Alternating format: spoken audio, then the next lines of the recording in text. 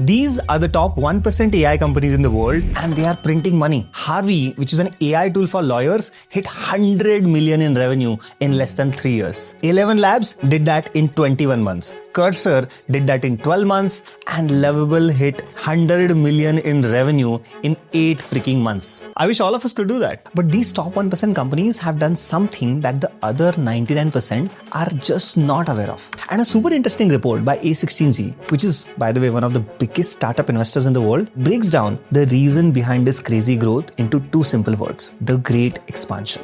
Let me explain. So Olivia Mu, a partner at A16Z who has written this report, says that this crazy hypergrowth is possible because AI has fundamentally transformed revenue retention patterns, especially for consumer software. And she calls it the great expansion. I know all of this sounds very technical, but stick with me. Because understanding this will help you get ahead of 99% of the companies today with AI. So in this video, we'll first go through what is revenue retention exactly and why old companies could never make money so fast. Then we'll look at A16Z's great expansion insight. And finally, we'll look at some interesting strategies that top products like Google, Grok, Replit, Cursor are using to take part in AI's great expansion.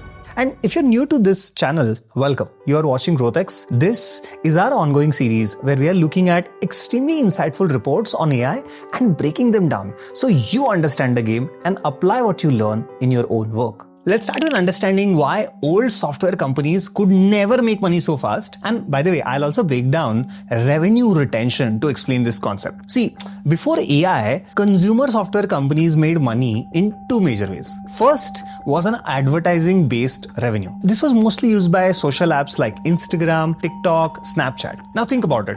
There is an upper ceiling of how many hours every consumer is going to use social media apps. That's why the revenue stayed flat for over a long period of time. And the second one was subscriptions. This is where all premium users pay the same flat fee per month. Some examples are Duolingo, the Calm app, YouTube Premium. Now this is where revenue retention comes in. Revenue retention is basically how much of month 1 revenue do you still earn by the end of first year from the same set of customers. For example, look at this chart. In month 1, 10,000 users each pay 100 rupees. So this cohort's revenue equals 10 lakh rupees in month 1. Now if everyone keeps paying until the 12th month, then your retention is 100%. And the month 12 revenue will also be 10 lakh rupees. But in consumer subscriptions, there will of course be a lot of user churn and cohorts with only maybe 30-40% of users will keep paying by the end of first year. By the way, this 30-40% was considered best in the world. But you see the problem, right? This creates a fundamental constraint because companies have to constantly replace churned revenue just to maintain their growth, let alone expand more. This is the whole reason why old consumer software companies could never scale super fast. But this is where the AI era and the great expansion comes together. Today, the fastest growing consumer AI companies are seeing revenue retention above 100%. And that is what the report is calling the great expansion. Now, the great expansion is happening in 2 ways. First is consumers are spending more as usage-based revenue is replacing flat access fees. And by the way, don't worry about it. We'll look at example for this later in the video. And second is consumers are bringing tools into their workplaces at an unprecedented speed. And they're getting their companies to pay for it. Now, the difference in trajectory is crazy. At 50% revenue retention, a company must replace half of its customer base every year just to stay even. But at more than 100% revenue retention, every customer cohort is expanding. That is growth truly compounding on top of growth. Now the question is super simple. How can you and consumer software companies seize this opportunity? And how can you take part in the great expansion? So let's look at 3 strategies being used by all the top AI companies. Now, before we do that, I think if there is one thing that you should take away from this video is that AI is here to stay. With AI, careers and businesses, as we know, will change rapidly. All your current skills will literally become table stakes. And the only question the market will ask you is, can you do this 100x better and faster with AI? We've thought about this at GrowthX, and it honestly comes down to 3 things. First, you will need to learn the right foundations of AI. Second, you will need to surround yourself with AI tinkerers. And lastly, you will need the right AI tools to integrate AI into your work. This is where GrowthX fits in perfectly because our members have access to all three of them from day one. Inside, you will find a private community of 4,500 plus members from companies like Lovable, Sarvam, Apple, Razorpay, Google, Meta, ElevenLabs, and more. These are the people you can trust, learn from, and build with. That's how you become an AI first leader. Check out GrowthX from the link in the description. I'll see you inside. All right. Now, let's look at 3 strategies being used by the top AI companies excelling with the great expansion. See, the most successful consumer AI companies are not relying on a single subscription fee. What they're saying is that they are going to use hybrid models. That means they'll charge for a subscription, plus they will charge for usage-based pricing. So if a user maxes out their current plan, they can always go and buy more credits. This happens a lot, by the way, in gaming, where companies make most of their money from what they call whales or users that spend massively for gaming upgrades. Now, the new learning is that limiting pricing to 1 or 2 tier is mostly leaving money on the table. So smart companies are building tiers around variables like number of generations or tasks or speed or priority or access to specific models. All of this while offering credit-based plans. For example, look at Google AI. They have 2 plans, $20 a month and $250 a month. Now, apart from all of this, I'm sure most people exceed what is included in these plans. So they will go ahead and have to pay for extra credits when they use something like, let's say, video generation. Now these extra credit packages start at $25 and go all the way up to $200. This is also true for Lovable, a website that allows you to build web apps, where I ended up spending $25 more after exhausting my 100 credits. You get the point. This pricing model is supremely smart because it lets companies grow their revenue as the consumer keeps using the product more and more. And by the way, this report says that some consumer companies are seeing more than 100% revenue retention just with this strategy. Coming to the second strategy, which the report calls the consumer to enterprise bridge.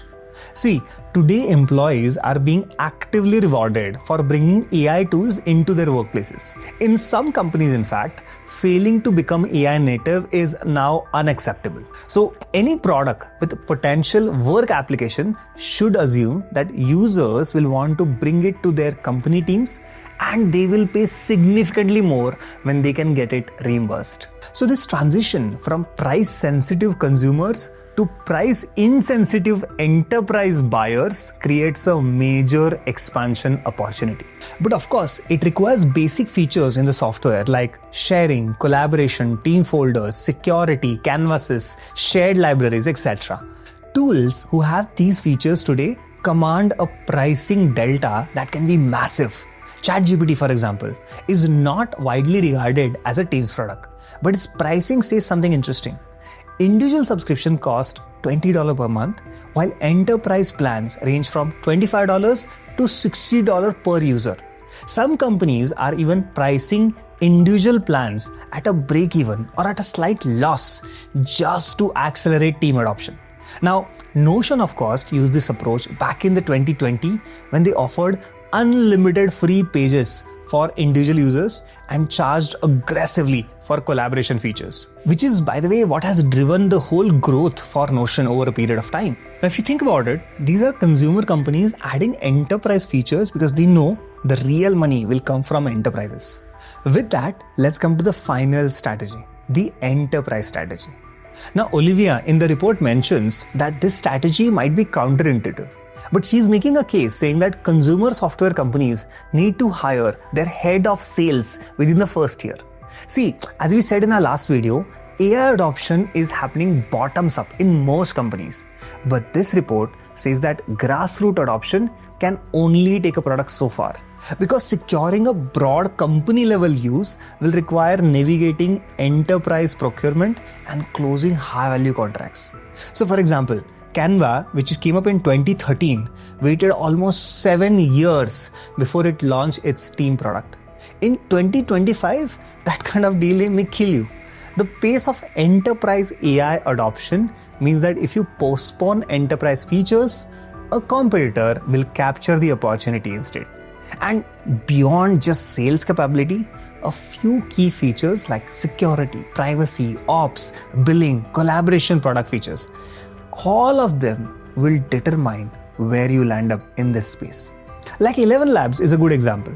The company began with heavy consumer usage but moved quickly to build enterprise-grade capabilities. They added HIPAA compliance to its voice and conversational agents, and they have positioned themselves to serve for healthcare and other regulated markets. That's the third strategy. See, the writing on the wall is simple.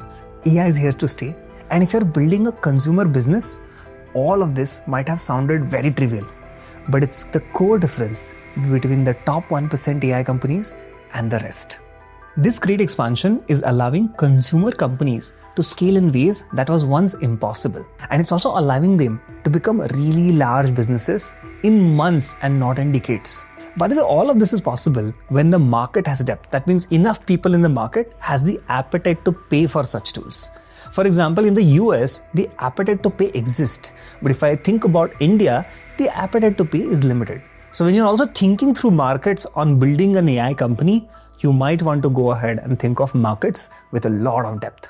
I think this is the best time that has ever been available for builders to build.